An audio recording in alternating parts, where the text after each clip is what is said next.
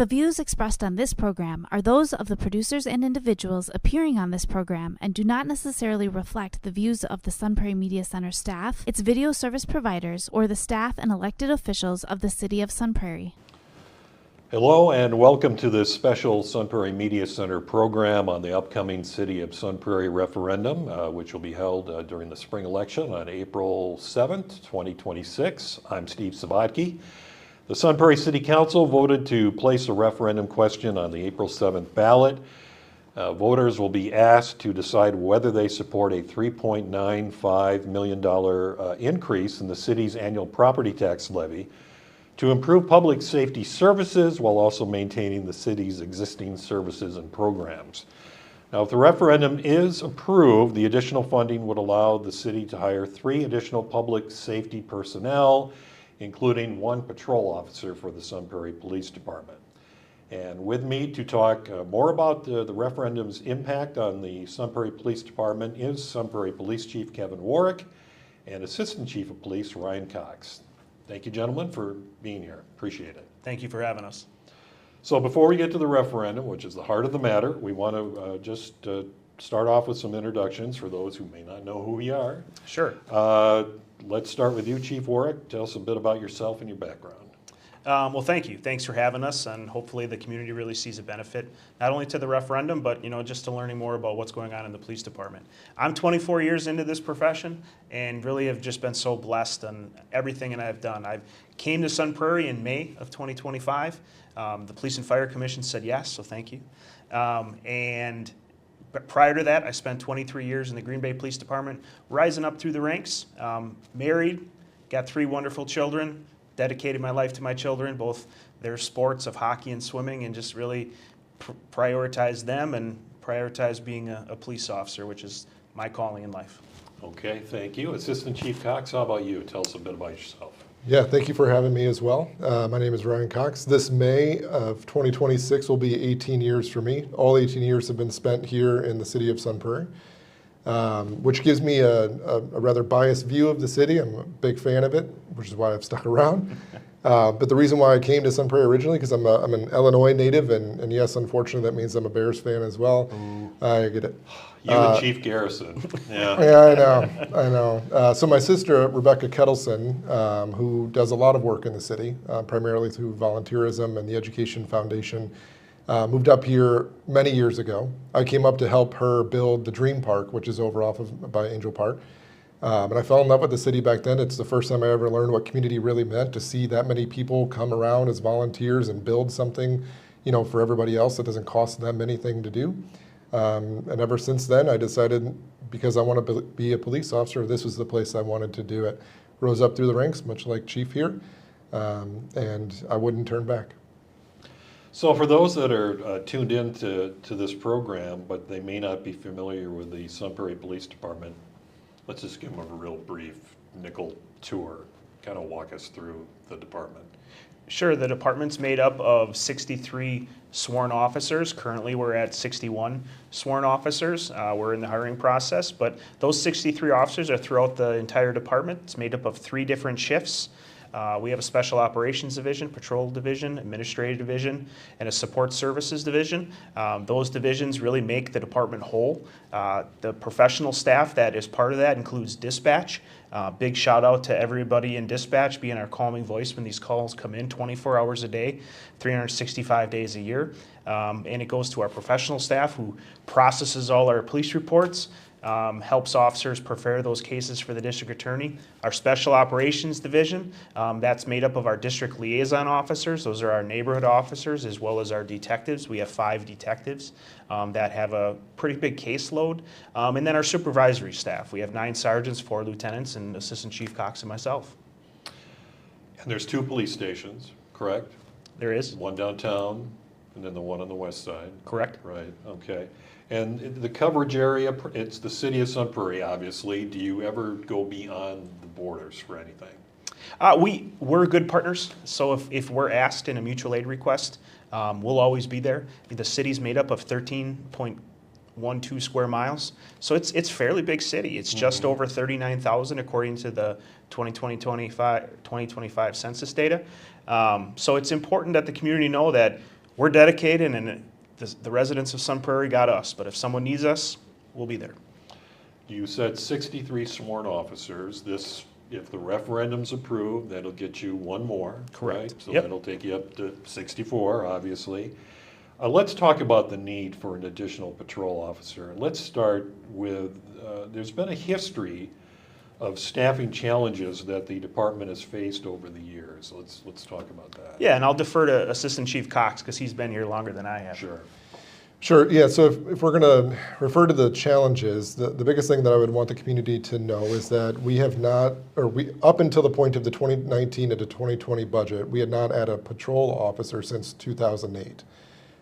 So that's a rather significant time period while the city continued to maintain population growth and call for service increases, but the patrol staffing didn't get bolstered through that time period. Fortunately, from the 2019 into 2020 budget period, it also coincided with a outside perspective, so a third-party staffing study. That staffing study identified that we were 9 officers short, and it ended up with an 8-officer recommendation. And former Mayor Paul Esser provided a commitment to adding 1 officer every year in the city's annual budget.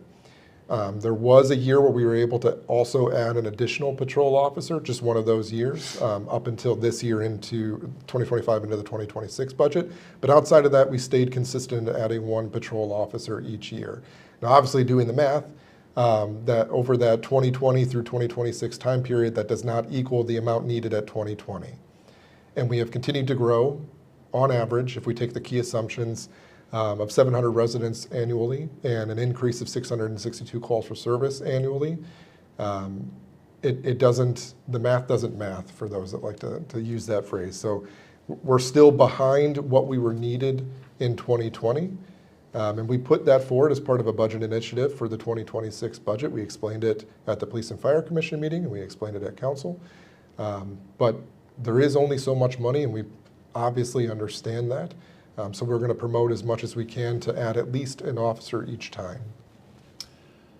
So the study recommended 9 additional. You're too short of that, right? Yes. So this adds 1 if the referendum is approved. Obviously, this does not bring you up to full strength, to where you want to be, right? Correct, but it's important to note that that study was using 2020 data. So if we were to redo that study in 2026, Right. that number would be higher. You probably would need more. Yeah, we would need more staff. The city's grown substantially between 2020 and 2026. And it's important for the community to know that, Chief Cox and I and the department as a whole, we're always looking at that 5-10 year down the road. We want to make sure that we're setting the city up for success, making sure the department is sustainable, and making sure we're taking care of our people too. Let's talk about some of the other factors that are driving the need for additional personnel. As you mentioned, the city's bigger. There's more area to cover, more square miles, more acreage. There's more people to cover, more homes. So there's a lot more. Yeah, no, there's so many That's variables, like the QBE development. If that was fully developed, we would estimate that to be about a half officer's worth of time. Okay. And that's just one development. But when you look at all the businesses and all the other development, that Dane County is one of the fastest growing counties in the state. And the city of Sun Prairie is not immune to that growth either, which, again, I think everybody wants to see the growth, but it's important for the community to know that the city services need to keep up with the growth. And there's more than just one aspect of growth. One of the things that you look at is it's a per capita comparison with other municipalities. Number of officers per 1,000 people, right? Mm-hmm. How does Sun Prairie stack up when you go through that type of a measurement? Let me take that, sure. So we've looked at essentially 3 different evaluative tools on the per capita theory. There is a 2014 US DOJ best practices guide. So we're talking 10 years old as well, and it still has the national average above 2. So 2 officers per every 1,000 people. But then there was a more recent CJISD study that identified for those municipalities that are 20,000 to 49,999, they recommend that we're at a 1.7 ratio. Right now, the city of Sun Prairie is at 1.57, depending upon how you round. And that would require that we would need to have 4 additional officers to this date, based specifically just off of population. We then, so that's 2 different studies there. Okay. We then, just recently, coincidentally, have been tabulating numbers in Dane County agencies only. And this has been shared through all the Dane County Chiefs of Police Association. Out of all of those agencies that have responded, which we're only missing 2 right now out of the remainder of the municipalities, we rank 3rd lowest. So at our 1.57, out of all of our comparables, even within our own county, we're the 3rd lowest. But we are the 2nd highest populated city in the county. We're just behind Madison. That's it. Not just as in the sense that we're right behind a population. Madison's at 250,000 plus. They're coming up on 300,000 here soon. We're at 40,000. So we are the 2nd most populous city in the county, but we're the 3rd lowest in per capita. Yeah, I mean, I'm looking at the list right now. You provided it to me. If you're looking at communities that are in that 40,000 population range, you're behind communities like Brookfield, Menominee Falls, Wausau, Oak Creek, New Berlin. Yeah, and that's, we don't want to be behind. We want to be in the top 3. You never want to be on the bottom or the last, and being the first is what your gold standard is. So if we can get up into that top 5, we're doing something right. And those agencies are all fighting the same fights that we're fighting. And it's important for the community to know that per capita, that number, whether it's 1.5 or 1.7, we're at 1.57 right now. We want to get up to that 1.7, and the referendum will help us.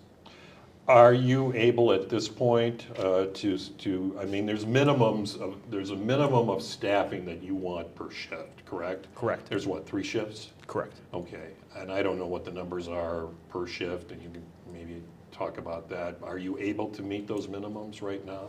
Well, the minimums that we set, is a specific number of officers that we have said that we cannot go below this minimum on Okay. day shift, afternoon shift, and night shift. Right. And in doing so, we will fill those shifts with overtime if we have injuries, sick calls, or whatever life throws at us.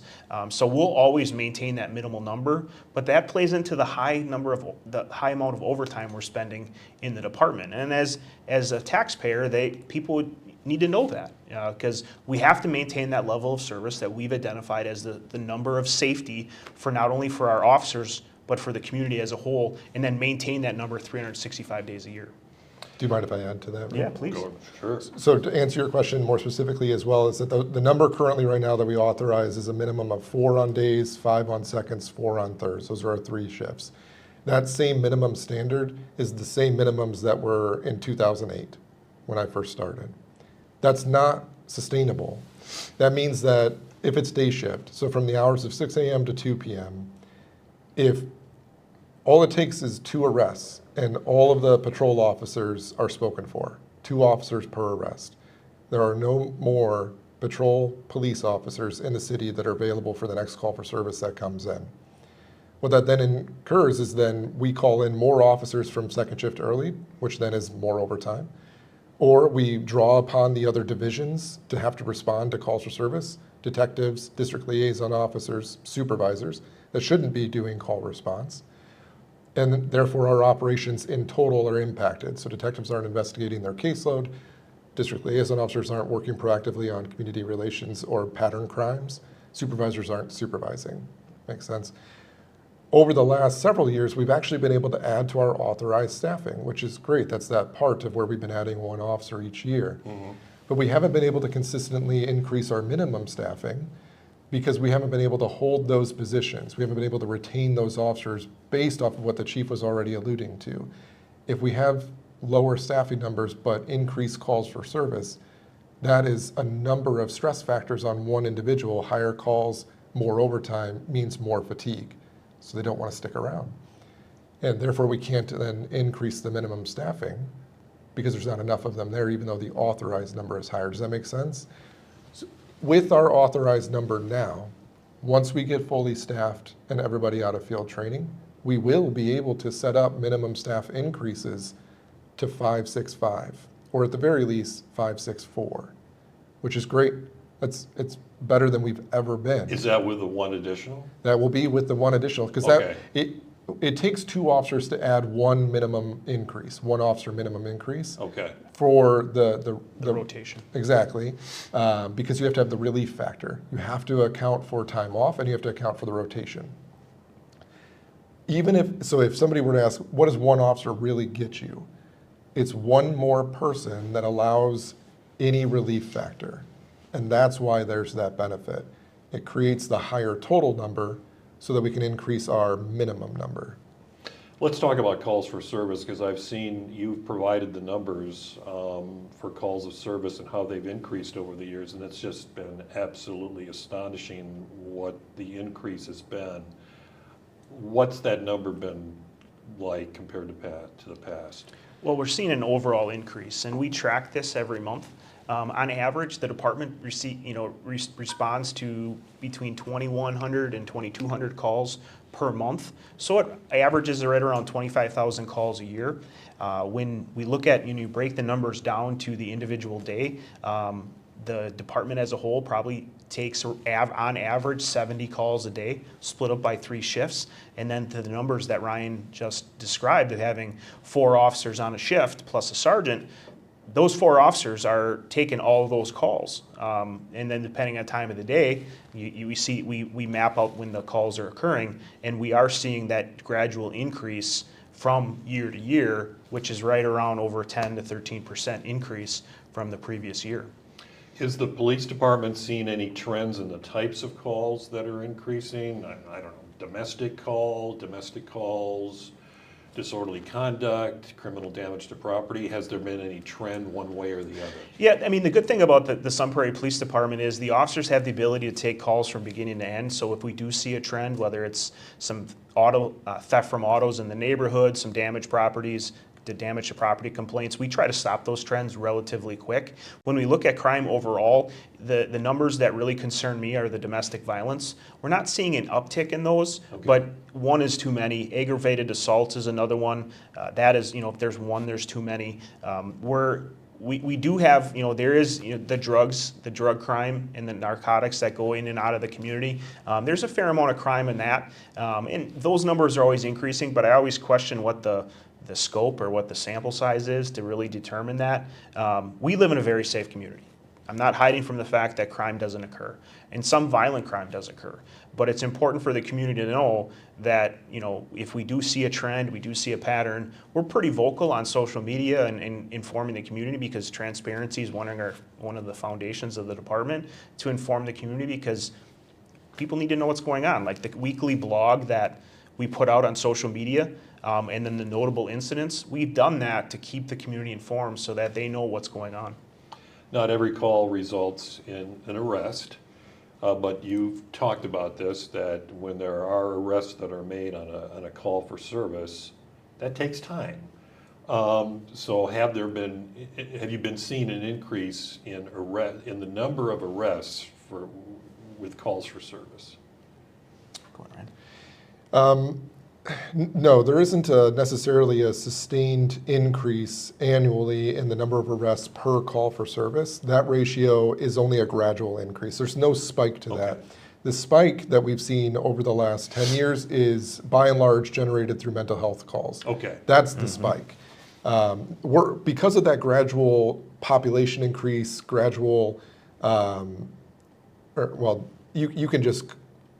you can compare immediately that gradual population is going to correlate to gradual call increase. That just happens across the country. And then therefore, within that percentage of call increase, there's going to be a gradual crime increase. I'll talk about 2 things, and hopefully that gives some perspective. We did see a giant spike in violent crime before Chief Warwick was here. So in the 2020 into 2022, that 2-range period, specifically the 2020 into 2021, we saw over a 300% increase in gun violence in our city. That got everybody's attention. We created multiple programs, partnered with Dane County, partnered with all of the surrounding areas to create a violence reduction program.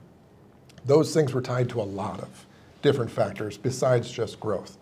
But what we can't push to just, one thing that was correlating in the area everywhere, because violent crime was increasing everywhere in 2020, was our over 70% increase in check welfare data.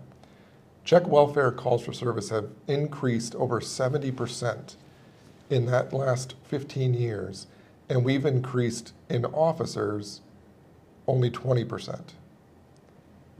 We can't keep up with the amount of mental health related calls for service on the patrol side of it, and that then increases the amount of time and complexity to the time that officers are spending on those calls. And I can give you an example.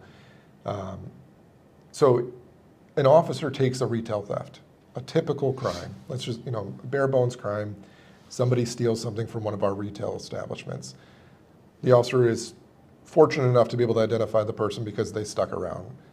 The time that it takes to drive there, get the statement from staff, get the statement from the suspect, take enforcement action in the form of either a citation, warning, depending on however it is, or even potentially even an arrest, depending upon the amount. If it's 500 or over, you're getting an arrest, it's a felony.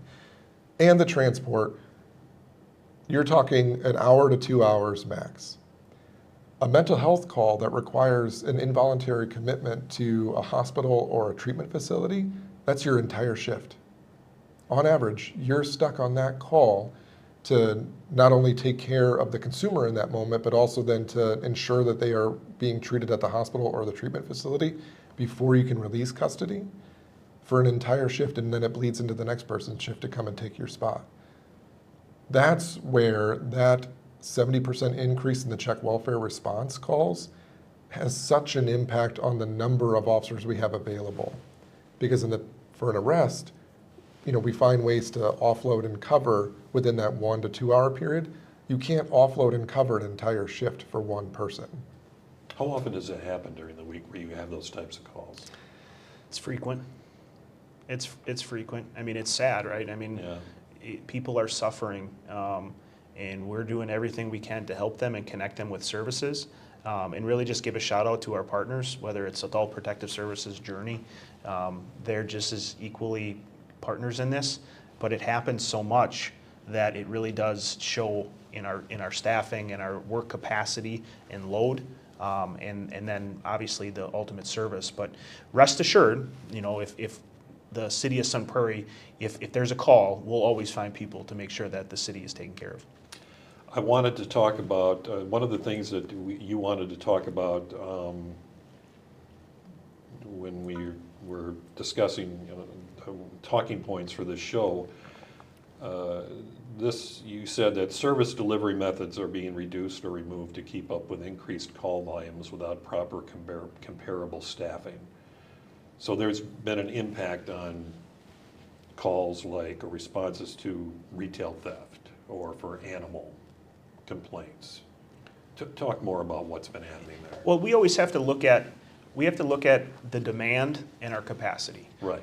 And make sure that we're equally meeting the demand with the capacity that we have. So, when we do that, we have to make sure that we provide an exceptional service, and we are constantly looking at our workflows and our processes so that we are more efficient. So, if things don't work out in the way that we want them to work out, or if staffing is in a position where it's not increasing but staying stable or decreasing, we have to look at how do we provide the same level of service at the high rate and yet have more demand than we have capacity. And we are really looking at online reporting. What complaints does what complaint can a resident complete online? That's really important, because if they just need a report number for their insurance company, we can provide that to them on an online report. If they just need it just to document for their employer, they just want us to let us know, like, hey, this is something suspicious going on in the neighborhood. We just thought you want to know. To Ryan's point, the officer driving there, having that interaction, that takes time. And then if the call load continues to increase, maybe that can all be solved online, or taking a phone report. Those are some things. Our animal service delivery, our retail theft response. We're constantly evaluating how we can provide that high level of service with the capacity that we have. So the challenges that have come with the staffing situation, I mean, that's had an impact on how you've handled, how you've responded to certain complaints, right? Yeah, absolutely it has. But the key component to that is if somebody calls the Sun Prairie Police Department, we will always be there. If somebody wants to talk to an officer, we will come. We also have to prioritize all the calls coming in and then triage which are more priority than the next. So the response time may be a little delayed depending on the emergencies that are going on. Yeah. But it's important for the community to know if they always want to see somebody in this uniform, we'll be there. Yeah, I mean, because from my own experience, this was about a year or so ago, we had a situation involving a neighbor, and we called the police department, and an officer did show up, and they came to the house, and we talked to them about what was going on, and then that officer got a call to something that was a heck of a lot more urgent than what we were talking to them about, and they had to leave. I understood that. I mean, I get that. That happens. There may be some of the community, though, that don't quite understand that. They want that officer there from start to finish, despite what else may be going on in the community. And that's not lost on us either, Yeah. because when people call the police, most likely it's the worst day that they've ever had in their life. And that they have been traumatized, victimized, or something just really bad has happened to them where they need that person that basically that they can explain what happened to. And if we get pulled off that call, they may not understand all how things are triaged and dispatched and evaluated so that life safety is our number one priority. So that trumps everything in how we do that. Another way to mitigate that is I encourage people to follow us in our social media because our 2026 Citizens Academy will be put on later this year, and people can really understand the different aspects of the department. And that's just one aspect where if that situation presented in front of them, they would understand why that officer had to take that higher priority call. I want to talk about overtime because you mentioned it. The overall cost of overtime has gone up significantly as far as a dollar amount. Yep. Yeah. The overtime, again, we're stewards of taxpayer money. And everything we do is done with critical thought and informed decision making. And the high number of overtime we're seeing is a direct result to our staffing and our capacity. And the sergeants, and rightfully so, if they have the ability, if the calls for service in the stack are really high and the officers are on calls like Ryan described, a mental health call, they have the ability to call more officers in because we want to provide that service to the community in a timely manner to the best of our ability. And when we look at that, we have to all constantly weigh that decision of how much overtime that there is. Now, when we have open positions, you can easily justify that because if we were fully staffed, our overtime would be a lot less. But when we have major incidents, like we've had the Martin Street homicide, that takes more than 8 hours worth of work in a day. And the detectives, specifically, all 5 detectives, they worked some days long hours to develop basically no leads into a lead to a physical arrest and to a very good arrest with a lot of evidence. So that takes an incredible amount of time, but that does play into our overtime figures. From a financial standpoint, for an officer, overtime, I would imagine, is great. I mean, you get a bigger paycheck. But the other side of that is you're working more hours. That takes you away from your family, takes you away from doing whatever else that you do as far as your personal time is concerned. It does carry with it a level of stress. Talk a bit about that other side of overtime. Yeah. Other than the financial part of it. Sure, yeah, and Ryan and I can both speak to this because I come from a little bigger agency, but it's the same from agency to agency. Sure. As part of the command staff, we're constantly looking at our people to understand the toll that this profession has on them. And people's thoughts of working overtime have changed over the years. If you would have asked me in 2001 if I wanted to work overtime, I would say, how long you want me there? I'll be there as long as you want. And some people are like that. Some people are like, no, I just want to put my 8.5 hours in. Both are great officers and have great perspectives, but for the people that constantly work, we got to make sure we take care of them. This job is just as physically demanding as it is mentally demanding. And I've preached this for the rest, for a long time and for the rest of my career. Our goal is to get officers through the 30-year career emotionally, physically, and mentally so that they can live a long, healthy retirement for many years. Yeah, so I think there's a difference between, especially when you speak to the financial side of it, there's a difference between the overtime that officers volunteer for. So they have availability in their life, they know that it works with their schedule. A concert is coming up, a special event, a parade, insert any of those examples, and they signed up for it. And the amount of overtime that was ordered, especially this past year and in the last couple of years. Ordered overtime is to meet that minimum staff levels. And I mean, just to even give you an example, in October of 2025, we had 17 ordered shifts in 1 month. That's unsustainable. That's 17 4-hour blocks where officers could not go home or had to come in early just to maintain minimum level staffing. And the chief is absolutely spot on. That is, as we retain our officers in our current authorized model, that overtime will decrease. But you have to come over the hump. You have to get over that hump of attrition in order to get into the good plateau so that people don't constantly get forced into that overtime model, which means that you have to overcome the training. And on average, when it takes a year to onboard and train an officer, that's another year where that officer has to feel, the one that's here, has to feel the burden of that ordered overtime. So I think the difference between volunteered and ordered overtime has a huge impact on fatigue, both physical fatigue, but also mental fatigue. The police department's still 2 officers short of what the 2020 study recommended. We talked about that. The department did request 2 officers for the 2026 budget. None were approved. Some may ask, why is the referendum only allowing for the addition of 1 when 2 are needed?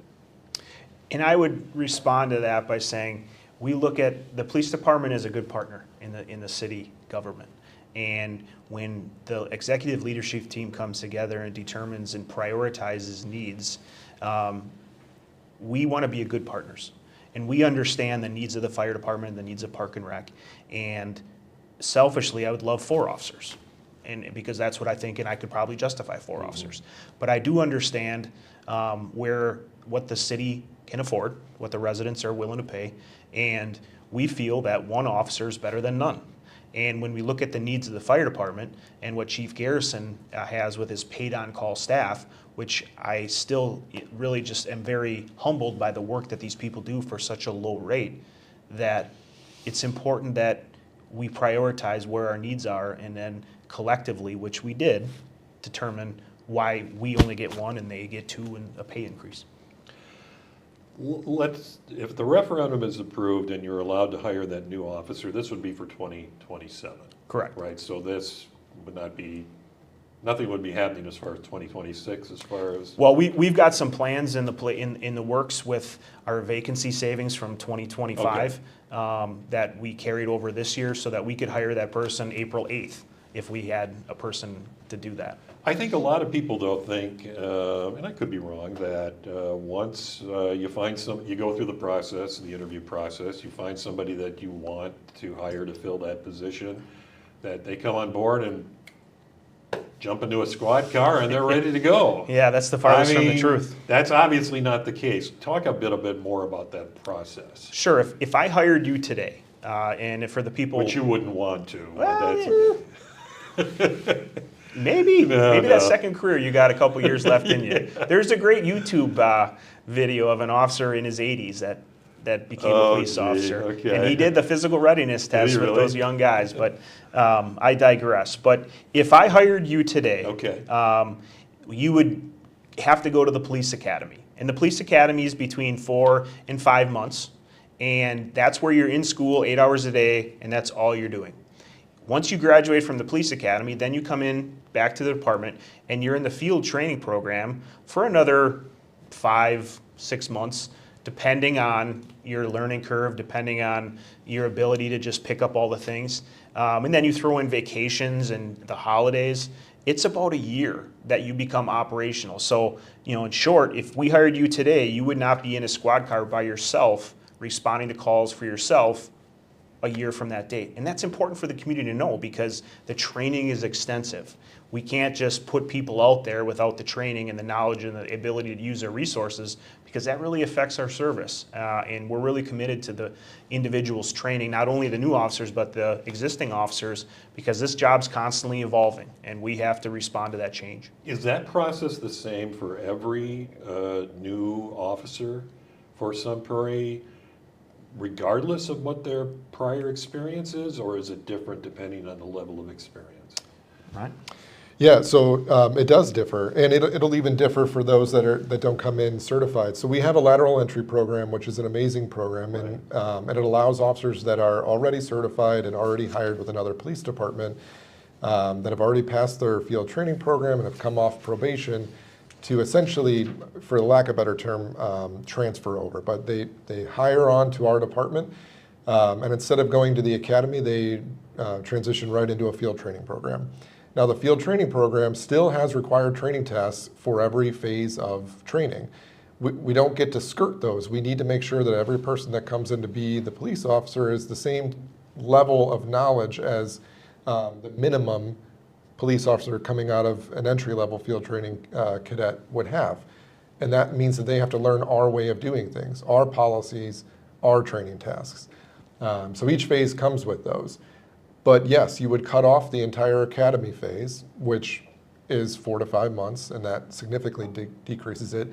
And if our lateral candidates are showing the aptitude that we hope they would, and then therefore are showing the competence on each call for service that they're responding to, as soon as those training tasks are signed off on, we can decrease that particular training phase.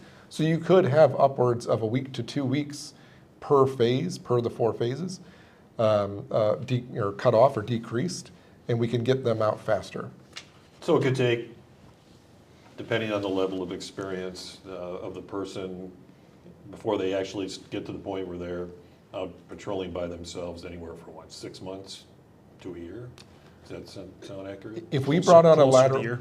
yeah, if we brought on a lateral hire in January, and we conduct their week-long mini academy, get all of their equipment, get all of their orientation done, get them moved right into field training. If they get weeks cut off of their training program because of aptitude, you would essentially have less than 1 month per phase. And since it's a 4-month training program, 4 phases, you could be done in less than 5 months. That's why that program is so effective. Talk a bit about the average day for a patrol officer at Sun Prairie, what that's like, what they have to go through. That is one of the greatest things about being a police officer, in my opinion, though I don't live it as much anymore standing behind a desk, these days, is that it is a wide variety of responses that you're going to be called to. Mm-hmm. You're not doing the same thing day in and day out. But to give you a Reader's Digest version of it, is that they come in, they get their squad ready, they come in and do a roll call. So for the first 30 minutes of their day, they're communicating with their shift partners, getting a briefing upon what the previous shift's calls for service were, any major things that we need to know about, people that we're looking for that have outstanding probable cause to arrest, officer safety bulletins, people's requests for directed patrols around their homes or businesses, all the things that they need to know for that shift. Have a little bit of camaraderie time to build in wellness. That's so important so that they know that they're not just out on an island. Because remember, our officers, they're not partnered up. They're solo in a car. So their day, as soon as they get in that car. That's the case for everyone, right? Okay. Not unless they're training or on a special assignment. Okay. Yeah, so as soon as they get in that squad for the day and they're going around calls for service, their social interaction is decreased exponentially until they're on the next call for service. And all they're doing is serving all day long. So at that point, they go out, and if they're not assigned to a call for service, they're going and hitting our directed patrol locations. So if it's traffic related, it's our monthly targeted enforcement areas. If it's a safety bulletin, they're looking for either the person that has that bulletin, or they're looking to provide extra patrol around the area that needs it. And then otherwise, you build in all of their calls for service that they take in, which the chief alluded to, which was just over 70 per day. What's the current environment in the area for recruiting, hiring, and retaining officers? Because you're competing with not only other police departments in the Dane County area, but throughout the state and outside of the state. Well, the applicant pool is growing. The profession of law enforcement profession is in peaks and valleys. And in 2020, we saw a very large decline in the number of people that want to be police officers, and it's really encouraging to see the number of people that want to get into the profession at present day. But it's important for the community to know that when there are applicants, everybody's in the same boat. Everybody's trying to pull from that same applicant pool. So when we find a lateral officer or we find an officer that we want to hire, we do everything we can to get them on board, because there have been times where we would, the officer, and I would be the same, I'd be in multiple hiring processes because I would take the job for the first job that said yes, and I don't want to lose out because I've invested a lot of time and money into this candidate, and then they take a job at another agency, you really lose out. And we have been very fortunate that that has been very minimal in the city of Sun Prairie, because shout out to all our background investigators and our detectives and our supervisors that really prioritize hiring, because that's what the officers want. The officers want us to find people of high character, leadership, and competence to fulfill these seats in these squad cars and serve the city of Sun Prairie. How competitive is the Sun Prairie Police Department when it comes to pay, benefits, that type of thing? We're towards the top. So when we look at the per capita theory, we're towards the bottom, but for pay and benefits, we're in the top 5. And that's exactly where we want to be. For all the officers, I want them to be the highest paid officers we possibly can. I understand that with the tax levy, we can't always do that, but being in the top 5, top 3 is important because people look at that. People look at the benefits, the time off, and the pay. Those are driving forces on what an officer or potential applicant will pick in determining which department they go to. How often does Sun Prairie lose personnel to other departments? It does happen, but when those people leave, they leave because they want to better their career. They're leaving for family reasons, which both those two examples I would support, and I'd roll out the red carpet for them. Obviously, I don't want them to leave, but Ryan and I and all the lieutenants and sergeants are building a culture in the police department which keeps people there. If we have a healthy culture where we can agree to disagree and still enjoy each other's company, and it's, if people make a mistake, it's like, okay, how do we fix it? How do we build you back up? And really build a strong culture. That's what keeps people inside that building of the police department. What's been the impact of the current staffing situation on proactive policing measures as opposed to measures that are reactive? I think the term that's used by the police department is, and you can correct me if I'm wrong, undirected patrol time. Yep. What is that, and what's been the impact? Yeah, so undirected patrol time is just a term used to describe time available that you're not assigned to a call for service that you could go then and do proactive steps, whether it's traffic stops, directed patrols, community engagement, any of the ideas of crime prevention and relationship building outside of call response. We hold true to our mission statement of build relationships and solve problems because we know that we're not going to be able to do it on our own. If nobody wants to talk to us when we're trying to investigate a crime, we're not solving that crime. We need their information and we need that cooperation. So the more relationships that we can build means the more statements that are willing to come in, which means more information. If we don't then have that time to have those proactive interactions, the community engagement, we're not going to have the relationships to therefore be more effective on criminal investigations. That's that correlation. So the reason why that number then matters is that if we see that our patrol staffing can't keep up to where we keep a high number of proactive time to then go and do those proactive steps, then we're doing nothing but reactive policing and we're no longer problem solving, we're applying Band-Aids. And that's not our method of policing. And if you take a look across the country, that's not the most effective policing methods. The most effective policing philosophies are a combination of problem-oriented policing mixed with community-oriented policing. That, coupled with DDACs, which is data-driven enforcement action, all of those make a very effective police department. So we have to build a staffing model that then allows for enough time for officers to go out there and be proactive and engage. Otherwise, we're just call takers. Because I know, Chief Warwick, that one of your priorities has been traffic enforcement. trying to crack down on speeding and those types of calls. But you can't be everywhere. You can't be on every street. Yeah, and that's where this is a community-wide effort. This is where education and awareness really pays dividends. Shout out to Jason Lefebvre, who's a day shift sergeant, who leads our traffic efforts for the department. And he's created an initiative, which I will take this for the rest of my career, 20 minutes a day. And he asks officers and he motivates officers to do 20 minutes a day on traffic enforcement. Those 20 minutes a day, 6 days in their rotation, calculated over the course of a time, is an incredible number. The amount of minutes dedicated to traffic safety initiatives. And we participate in Drive Sober, Get Pulled Over, and we're working on getting more traffic grants here in the city to address this. This is my priority because this is what the community wants. Like when we listen to the community and I go and speak with the electees and the people in the community that come meet me, they say traffic is our #1 problem. And being a voice for the community, this is our response. How often does an officer have the opportunity to actually just park the squad car, get out of the car, and walk the streets? Either downtown or in a neighborhood, just walk around. It's probably far and few between. Yeah. And I encourage them not to do it when it's below 0. I want again. I'm not recommending yeah, that. It goes to that like, hey, I need you for 30 years. I want to make sure I get you to that finish line. But it's important that the officers do. You know, if you see an officer at the gas station having a drink, or if you see him parked in a parking lot, they're probably doing paperwork and catching up on reports. But they're human too, and they're not robots. And sometimes they just need to take 10 minutes and just relax to get you through that day. I think we mentioned this a bit at the start, and I want to go to it now. You mentioned that there's a position called District Liaison Officer, and from my understanding, this is the person that is kind of acts as the go-between between the community at large and the police department. And you can tell me if that's incorrect, but because of the staffing limitations that you're experiencing, you haven't been able to fill those positions. What kind of impact has that had?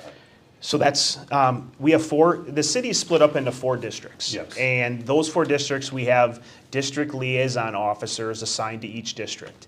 And you are correct that they are the go-between for the community and for the department, because they are the neighborhood officers. Patrol officers will respond to a call, fix the problem, help people as much as they can. But district liaison officers, they're more of the long-term problem solving. And our mission is built on problem solving and building relationships. So they're in the community building those relationships and solving problems long term. Now, unfortunately, with our staffing levels over the last year, we only have 1 district liaison officer. So that officer can't be everywhere all the time too. So the attention, that and the focus that residents would like on their neighborhood is being encompassed with patrol. And patrol is already at capacity due to regular calls for service and their call load. So the impact is there, because if we had more officers, we'd be able to put more officers in patrol, and then put more, once patrol's taken care of, because that is our everything, then we can fill these open district liaison officers and really build into the community policing principles of working together, being a voice, and problem solving in collaboration with one another to help better serve our residents of Sun Prairie. So the referendum's on April 7th. What happens if it does not get approved as far as the police department is concerned? Well, that we don't know. We do not know. We're all about contingency planning, and during that, I can tell you with 100% certainty that our service quality, service demand, everything we will do be there for the community to make sure that they are safe. We're going to hold people accountable. We're pretty progressive in our initiatives to try to deter crime here in the city and make sure that people feel safe, because it's important that we manage crime just as much as we manage perception. It could have an impact, though, on obviously overtime, service delivery, response times. Yep, and I'll defer to Ryan on that. Employee morale. I mean, Yep. There's all kinds of impacts. Yeah, so speculating what an impact of a vote does to a person's psyche on morale. Let's go that direction first, because it's hard to speculate, right? Yeah. That's all we would be doing right now. But I can tell you what mine would be, that if the community votes that this is too much money, and you guys need to do a different way of figuring out how to budget for the services and the positions that you currently have. Okay, we hear you loud and clear, community. When it comes to the police department and our officers, I guarantee you that it's a direct correlation to, do we have their support? I'm sure that that's going to factor into their level of morale on the immediacy. For the chief and I, that's our job to then come back and remind them, no, the community does support us. It's just people are having a hard time affording everything these days. So we have to understand that just because they voted for a financial impact doesn't mean that they don't support what the police department does. And we still have to invest in the service that we all signed up for. And it makes zero impact on the desire to go and serve. That's what we have to then bolster in our people and reinvigorate them to do. When it comes to the potential impact on overtime or staffing, well, it's obvious. Our staffing levels will remain the same. We're not going to be able to increase without additional funding added to the levy. We know that. So we're going to have to continue to evaluate what services can we decrease, what services can we adjust so that it doesn't require an in-person response, that it requires a more efficient self-reporting mechanism, so that we can offload the work, the amount of stress on the work to the officer, but still keep up with the demand. And so, yeah, it'll have an impact on service delivery, and we'll just adjust to find efficiencies to that. That's part of our contingency planning all the time. For overtime, what we hope is that we'll see that our positions will still remain. Our current authorized of 63 will remain filled, and that should decrease the number of overtime hours that we saw in 2025 and in 2024. It'll still, though, require less officers on the road to what we want to have, and anticipate more calls for service and more population over the next 3 years. So it would be foolish to assume that our overtime won't increase, though, because calls for service are still going to increase and our staffing levels didn't go with it. Does that make sense? Yes. Yeah. Okay. I know there's some public informational meetings and open houses that have been scheduled that are going to focus on the referendum and public safety. I know there's one specifically, I believe, in mid-March. March 16th. On public safety. I think you're going to be there and to talk about this. And Yep, and we'll put on a presentation with all our talking points, kind of a highlight of everything we spoke to today here at the fire station, and just keep educating the community on this. if people do, though, have questions, I know you guys are busy, but what can they do if they want to learn more about? Yeah, well, we encourage them to go to their town halls in their districts. Mm-hmm. There's going to be a virtual town hall that they can log into Right. and ask questions that we will be present for. The public safety town hall. And if not, they can always stop by the police department or ask an officer when they see them. We all have got the same message, and it's important for the community to know. We want to educate them. That is our number one goal here, is to bring awareness to the issues and really educate them on everything that is part of this referendum. There's a total of 7 meetings that have been scheduled. For those that want to know more about those, go to the City of Sun Prairie website, and there's a link that you can click on to get more information on those, including the public safety meeting on March 16th. Assistant Chief of Police Ryan Cox, let's start with you. Any final thoughts or comments that you'd like to make? I would encourage everybody to ask the questions and get as educated as possible. Don't make an assumption on what the referendum actually means or what levy limits are. The city website does actually provide all of those answers through very good and already formulated frequently asked questions based off of questions that came in originally as part of the surveys, and those that have been posted online. They have answers there for you. So please visit the website, get those answers, and allow yourself to get the education. Don't assume that you already know it. I always recommend everybody to get educated, and by all means provide your feedback. The last thing that I would say is that regardless of what occurs, we recognize that we have the support of our community. We feel it, and it is a pleasure for us to serve you. Chief Warwick, how about you? Final thoughts? We are so blessed to serve this community. I've been honored to lead this department, but it's a team effort. It takes everybody in that department, both professional and sworn, to provide this service. And I really want to assure the community that no matter what happens, we will respond and we will be there to help them in any situation. And most importantly, we'll hold people accountable for the crimes that they commit here in the city, because Sun Prairie is a very safe community. People can raise their families here. We've got wonderful amenities that people can take advantage of, and we're just happy and proud to make sure that we're part of the solution in protecting it and making sure people feel welcome here. Okay, great. Well, I want to thank my guests for being here, Sun Prairie Police Chief Kevin Warwick and Assistant Chief of Police Ryan Cox. Gentlemen, thank you so much for taking the time out of your busy days to do this. Really appreciate it. Thank you. Thank you. All right, well, the purpose of the program was to educate voters on the upcoming referendum and its impact on public safety in Sun Prairie. I hope we were able to do that. I want to thank John Schmidt and Colin Lessig for the Sun Prairie Media Center for helping to put this program together. I'm Steve Sabatke. Thanks to you out there, either watching or listening. Thanks for tuning in. And please remember to vote on Tuesday, April 7th.